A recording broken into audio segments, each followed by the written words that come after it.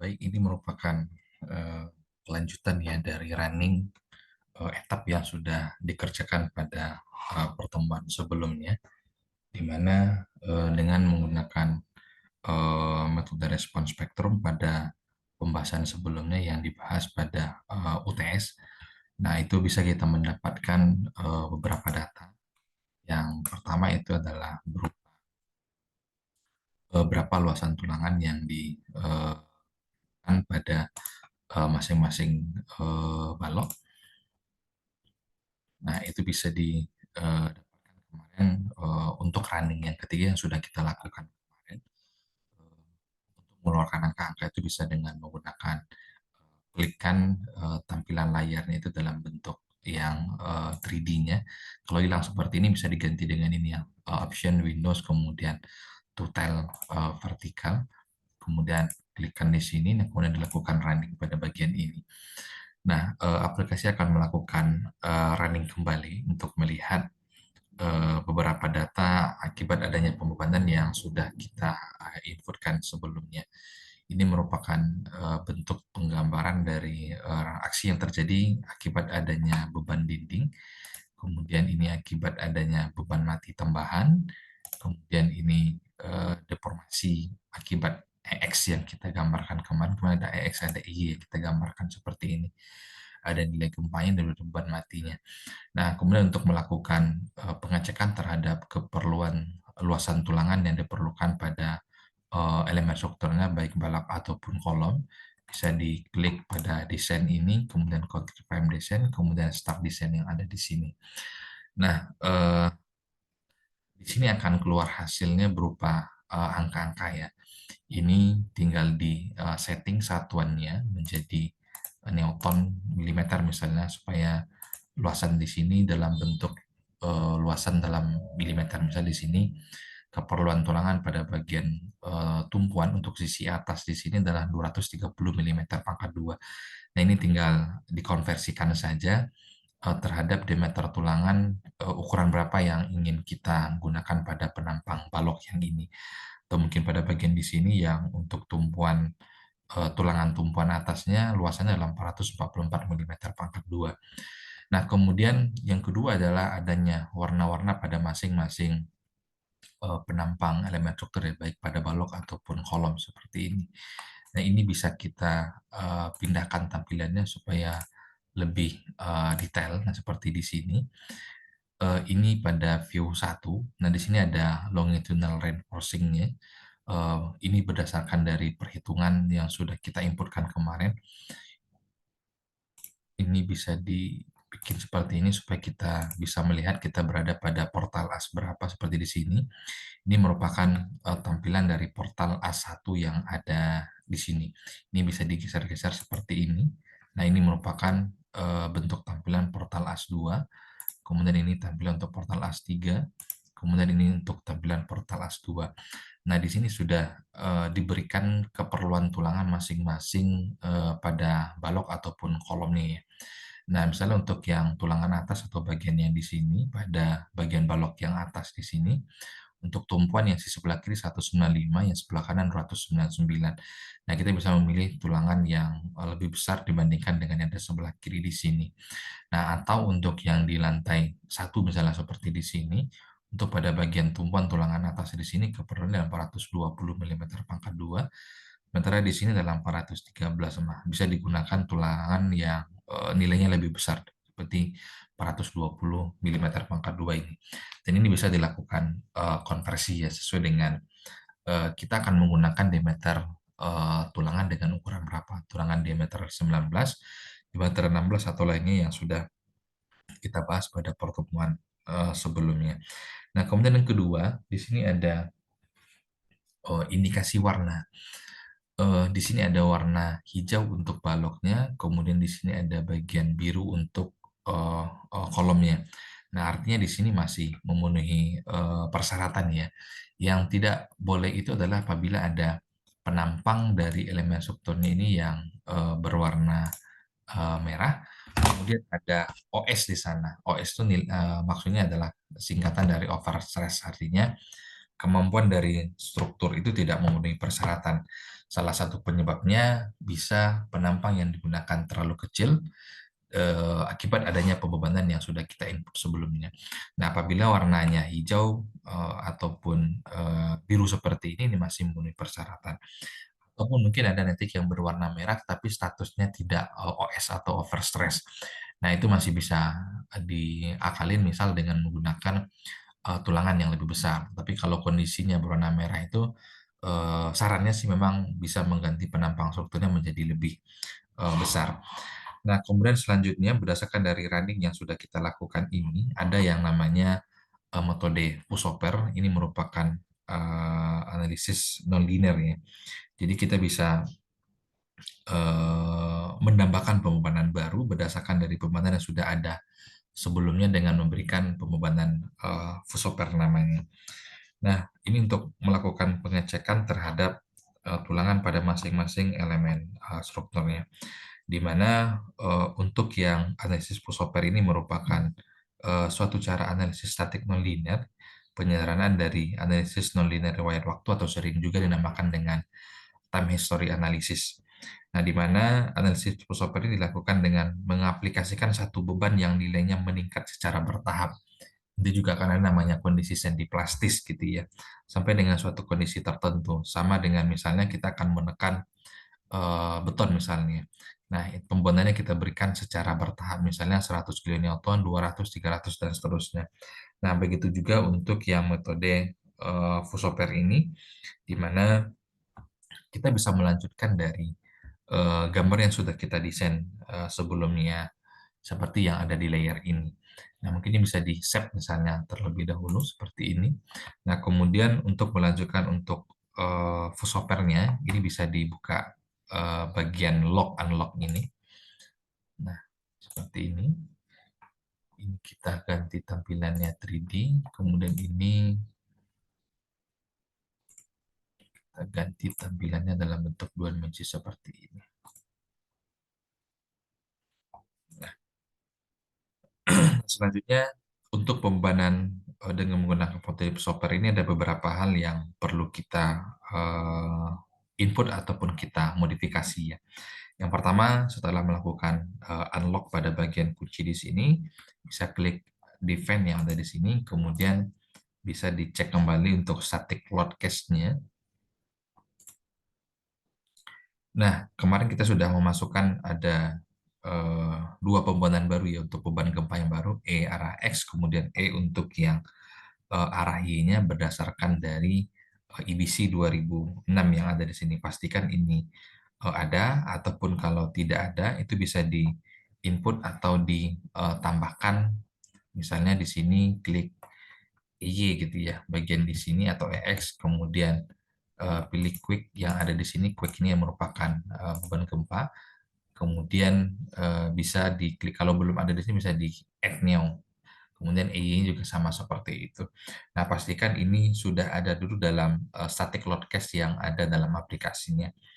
Nah, kemudian ini di pada bagian EX dulu, kemudian ini kita klik modify lateral load-nya. Kita ingin melihat beberapa modifikasi yang akan kita berikan.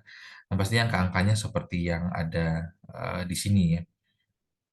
Di sini angkanya 2,29, di sini 0,869, kemudian long period-nya dalam angka 8. Kemudian ini diganti menjadi program cal-nya. Nah, kemudian selanjutnya di sini ada angka nilai R-nya 8, kemudian untuk selanjutnya nilai I-nya di sini 1 ya. I-nya di sini 1, ini merupakan nilai faktor keutamaan gedung, R ini merupakan nilai dari fungsi dari gedungnya untuk apa. Nah, ini untuk data dari EX-nya. Kemudian untuk EY-nya ini juga sama, bisa diklik modify lateral load-nya. Angkanya juga sama dengan yang tadi. Kemudian yang Y, klik yang di sini bagian YEDER-nya. Kemudian ini untuk program CAL-nya bagian di sini tetap pilih angka yang 0,08, 0,8 yang ada di sini. Kemudian ini eh, biarkan saja ini dari aplikasi, kemudian ini di oke kan. Nah, kemudian selanjutnya kita akan memodelkan kondisi sendi plastis pada eh, penampang baik itu balok ataupun kolomnya. Nah, ini harus kita lakukan secara bertahap ya. Yang pertama harus dipilih dulu pada bagian balok, jadi balok dulu, kemudian nanti selanjutnya untuk bagian kolomnya. Jadi kita select dulu, kita pilih dulu penampang sutur yang akan kita input datanya, mulai dari balok terlebih dahulu.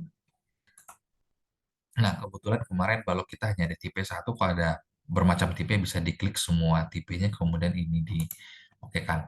Nah, sehingga kalau kita lihat dari tampilan yang ada di layar, semua komponen balok di sini sudah terselect atau terklik. Nah, selanjutnya bisa dipilih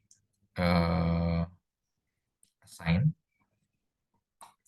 kemudian frame length yang ada di sini, kemudian pilih frame length non-linearnya. Nah, seperti di sini. Nah, kemudian klikkan data-data seperti yang ada di sini. Sama dengan nanti kalau yang belum ada, bisa diklik yang ini, pilih default M3-nya, kemudian add. Nah, pastikan angkanya seperti yang ada di sini ya. Nah, di sini yang untuk yang pertama nilainya 0, yang kedua 0,5, yang ketiga nilainya 1.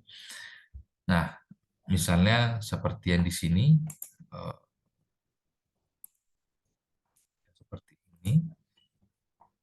Kemudian angkanya kalau diganti bisa 0,5 misalnya. Kalau saya kan kebetulan sudah ada ya. Kalau belum ada bisa diklik ketik 0,5 kemudian di add. Kalau untuk modifikasi bisa klik ini, kemudian ganti angkanya, kemudian di oke-kan. Nah, kalau sudah oke, ini di oke-kan di sini. Nah, selanjutnya untuk yang di eh,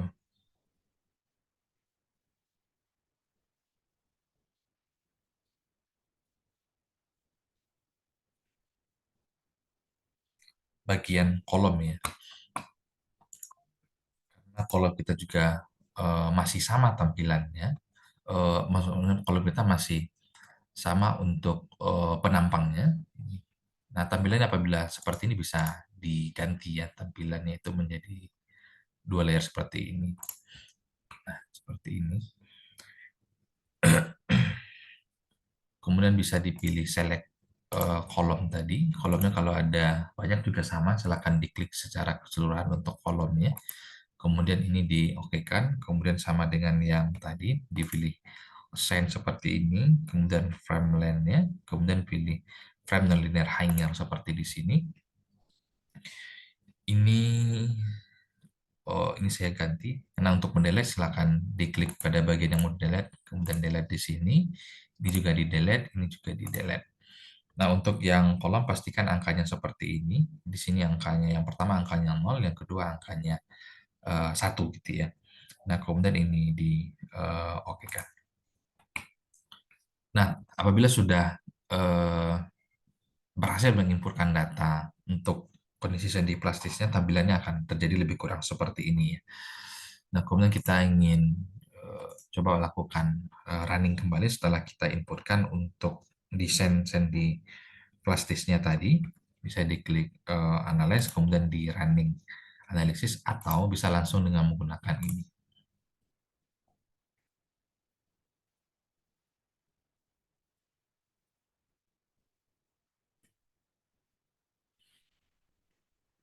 Nah, tampilannya seperti ini. Nah, selanjutnya bisa diklik desain yang ada di sini. Nah, kemudian concrete frame desain, kemudian dilakukan start desain kembali. Setelah kita masukkan kondisi sendi plastis yang tadi atau nilai push over-nya. Kita coba lihat dalam satuan Newton milimeter. Nah, angkanya seperti ini ya. Untuk pembebanan, untuk angka beberapa yang terjadi perubahan memang ya. Kalau yang tadi kan di sini nilainya 420 ya, kalau saya tidak salah tadi bagian ini. Terjadi peningkatan kebutuhan tulangan. Nah, itu wajar memang karena memang kita menambahkan dalam kondisi fusoper ada pembebanan tambahan yang sudah kita inputkan ke dalam eh, elemen struktur dari gambar yang sudah kita gambarkan tadi. Nah, ini tampilan-tampilannya bisa diperhatikan ya. Kalau terganggu dengan tampilan seperti ini bisa diganti dengan tampilan berdasarkan dari portal asnya misalnya seperti ini, supaya lebih gampang mengontrolnya bisa seperti ini. Ini tampilan pada portal A1, ini tampilan portal AS3-nya, ini pada portal A, B, ini C, dan ini D. Ini tampilan-tampilan dari eh, hasil running struktur yang sudah kita gambarkan tadi. Nah, selanjutnya adalah tadi kita sudah menipiskan gaya-gaya dari voiceover-nya. Nah, kemudian kita harus pilih dulu join yang akan dibaca peralihannya. Di mana join ini adalah join tengah pada lantai atap.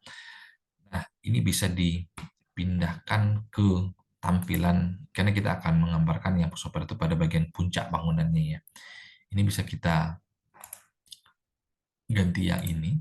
Nah, ini pada bagian puncak bangunannya. Kemudian bisa diklik kanan pada bagian yang ada di sini, bukan ini.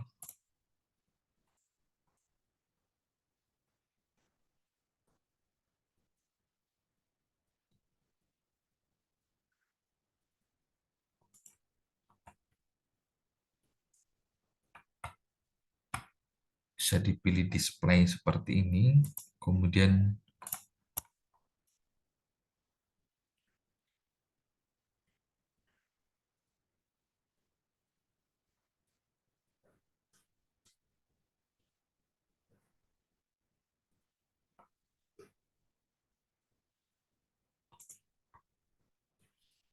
nanti benar seperti ini yang kita hilangkan dulu dari hasil running tadi.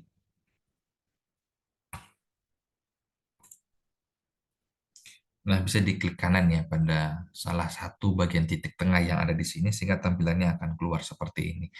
Nah, di sini akan ada keluar pada bagian yang di sini tadi labelnya adalah label 11, kemudian story-nya atau kondisi lantainya berada kondisi lantai 2 ya, atau pada lantai daknya seperti ini.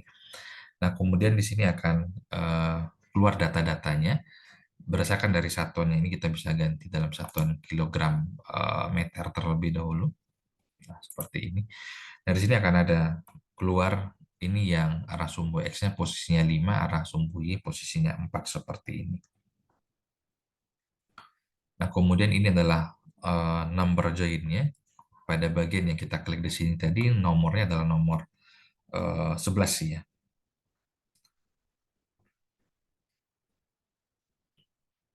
Ini kita klik yang bagian yang ini. Nah, kemudian selanjutnya untuk mendefinisikan pushover cache-nya bisa kita klik dari define yang ada di sini, kemudian static non-linear-nya atau pushover cache yang ada di sini. Nah, kita perlu menambahkan 7 buah pushover ya sebagai apa ya nilai pembanding pada masing-masing pada elemen strukturnya ini. Nah, di sini saya juga sudah mendefinisikan ya dari beberapa yang ada tadi. Yang pertama ini yang dikasih penamaannya grab seperti ini. Ini data-data yang ada. Nah, ini untuk pembebanannya ada beban mati, kemudian ada beban mati tambahan, kemudian ini ada beban dinding, kemudian ada beban hidup yang ada di sini. Nah, seperti itu. Nah, angkanya bisa kita ganti ya. Untuk yang beban hidupnya kita ganti 0,25 untuk koefisiennya. Ini bisa diklik modify seperti ini dan pastikan di sini berada di story 2 ya, atau berada di puncak dari bangunannya. Ini data-datanya juga seperti ini nanti dimasukkan kalau sudah ini di oke kan. Nah, selanjutnya untuk yang data voiceover yang berikutnya yang coba saya tambahkan VUS1.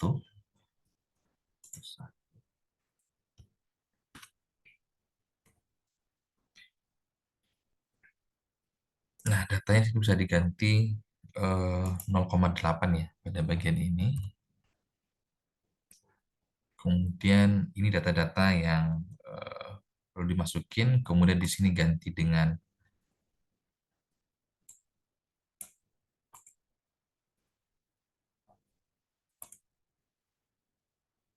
mode, pilih mode ini. Kemudian ini diklikkan seperti ini, mode satu. Nah, yang keluar seperti ini. Untuk yang pushover yang pertama ya, tadi yang grafiknya. Selebihnya di sini angkanya sama, kemudian ini diokekan. Kemudian yang kedua, sama dengan tadi add new, kalau misalnya sudah ada, kita lihat datanya. Ini tetap 0,8, push 2. Kemudian di sini diganti dengan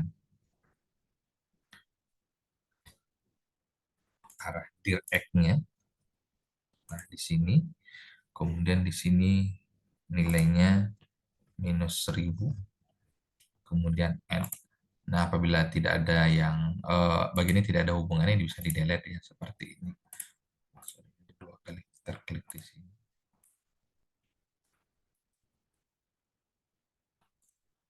Seperti ini.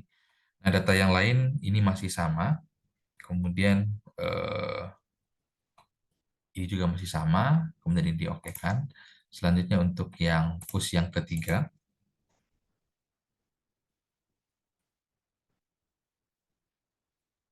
ada yang salah. Yang push 2 tadi, ini diganti mode 2.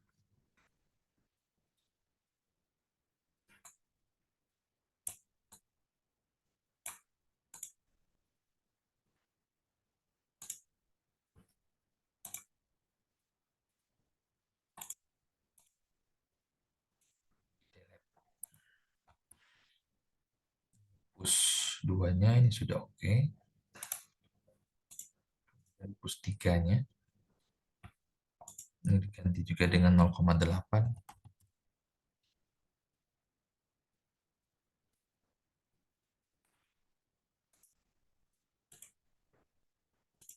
Ini ganti dulu kilogram meter ya satuannya.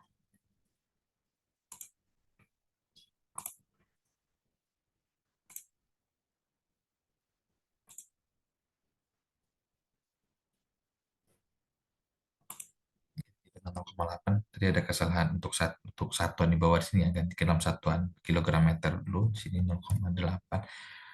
Kemudian ini oke, ini sama semua.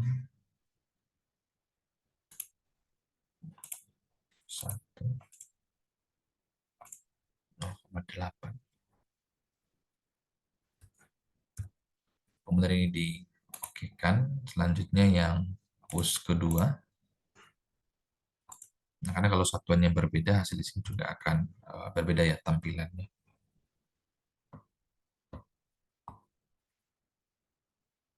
Nah, ingat di sini yang kita pilih tadi ya, dia berada di nomor label 12 yang ada di sini. Ini untuk yang push kedua, diokekan. Selanjutnya untuk yang push ketiga, karena tadi ada kesalahan di satuan unitnya ya, ini diganti dengan 0,8. Ini masih di bagian nomor 12 ya, nomor yang kita pilih tadi. Nah, kemudian yang ini diganti dengan aksesnya direct-nya. Kemudian ini diganti dengan -1000. Ini di-add-kan. Kemudian yang bagian ini tidak diperlukan, bisa di-delete. Oh, hilang. Direct-nya.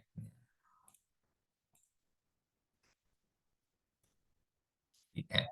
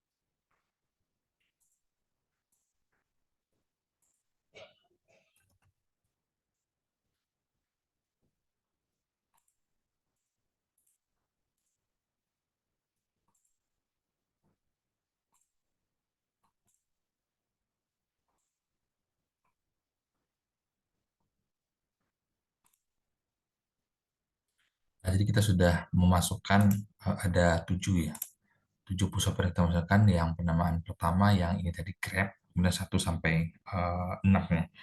Nah, setelah ini bisa diklikkan OK seperti ini. Kemudian kita ingin melakukan running kembali, ganti terlebih dahulu seperti ini. Kemudian bisa di analyze yang ada di sini. Kemudian pilih yang running static nonlinear analysis yang ada di sini.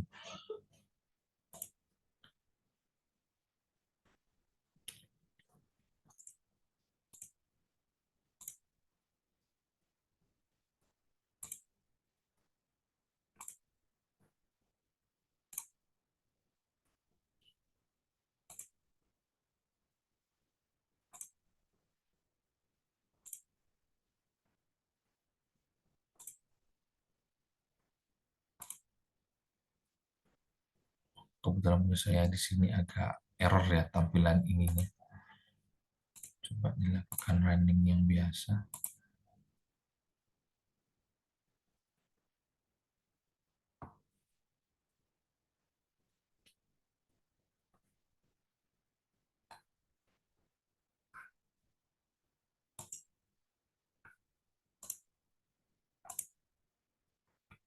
Dan bagi yang berhasil untuk melakukan runningnya, nanti bisa dilakukan pengecekan kembali ya terhadap eh, data-data penulangannya, terutama seperti yang sudah kita lakukan pada bagian pertemuan sebelumnya. Untuk yang bagian saya ada yang terjadi error, mungkin perlu dilakukan cross-check kembali terhadap beberapa datanya ya.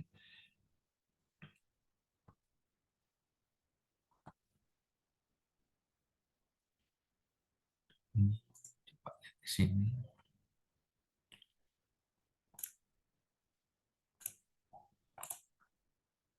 Nah, betul menurut saya terjadi error.